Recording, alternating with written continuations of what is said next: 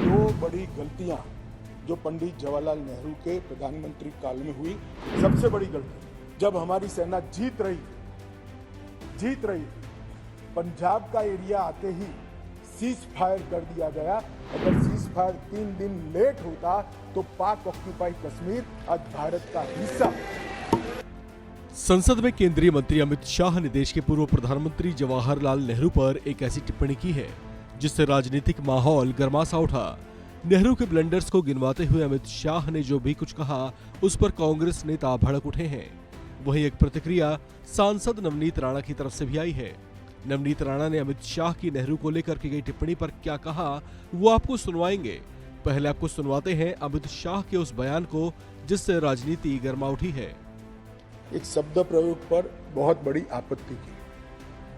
मैं वो शब्द प्रयोग की अनुमोदन करने के लिए आज मेरी बात कहना चाहता हूं। मैं वो शब्द प्रयोग को सपोर्ट करना चाहता हूं। वो शब्द प्रयोग था नेहरूवियन ब्लंडर। नेहरू के समय में जो ब्लंडर हुआ था इसके कारण कश्मीर को भुगतना पड़ा। मैं मान्यवर इस सदन में खड़ा रहकर आपके आसन के सामने जिम्मेदारी के साथ कहता हूं कि दो बड़ी गलतियां जो पंडित जवाहरलाल नेहरू के प्रधानमंत्री काल में हुई, उनके लिए गए निर्णयों से हुई। इसके कारण सालों तक कश्मीर ने सहन करना पड़ा। एक सबसे बड़ी गलती जब हमारी सेना जीत रही थी, पंजाब का एरिया आते ही सीज फायर कर दिया गया और पाक ऑक्यूपाई कश्मीर का जन्म हुआ। अगर सीज फायर 3 दिन लेट होता तो पाक ऑक्यूपाई कश्मीर आज भारत का हिस्सा।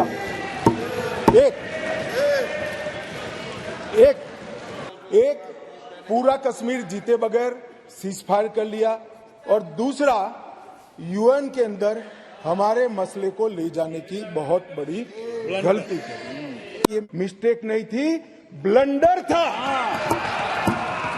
इस देश की इतनी जमीन चली गई, इस देश की इतनी भूमि चली गई, वो ब्लंडर था, ऐतिहासिक ब्लंडर था। भी उसी टाइम पे वहीं थे और अमित शाह जी जिस तरीके से नेहरू जी ने बोला हुआ जो स्टेटमेंट है उसे कोट कर रहे थे, उनके ही शब्द।